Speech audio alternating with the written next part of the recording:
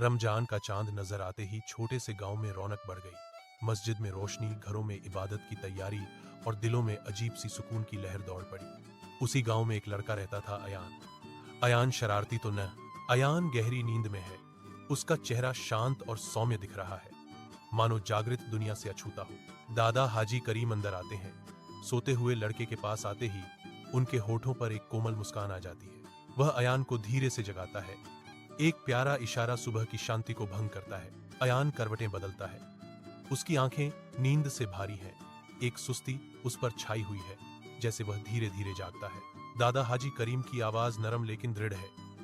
रमजान सिर्फ भूखे रहने का नाम नहीं है, यह दिल को साफ करने का महीना है। चिलचिलाती धूप में गांव की सड़क चमक रही है। अयान के चारों ओर की हवा को विकृत कर रही है, क्योंकि उसका गला प्यास से जल रहा है। उसके दोस्त ने अपनी आंखों में एक धूर्त चमक के साथ चुपचाप एक पानी की बोतल पेश की। एक मौन प्रलोभन। उनके बीच अनकहा सवाल गहरा गया है, कौन देख रहा है? अयान की नजरें भटकती हैं। उनके दादाजी के शब्द उनके मन में गूंजते हैं, रोजा अल्लाह के लिए है। वह हिचकिचाता है। ठंडी पानी की बोतल उसकी पकड़ से कुछ इंच दूर है।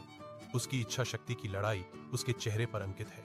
अयान के चेहरे पर गहरे विचार की एक झलक दिखाई देती है। एक मौन दृढ़ संकल्प प्रलोभन के खिलाफ उसके भावों को कठोर कर देता है। शब ए कद्र की कोमल अलौकिक रोशनी से मस्जिद जगमगा रही है। हवा में पवित्रता भर रही है। इमाम साहब की गूंजती आवाज इस धन्य रात के गहरे गुणों का वर्णन करती है, सभी को श्रद्धा में सराबोर करती है। अयान अपने दादा के बगल में बैठता है।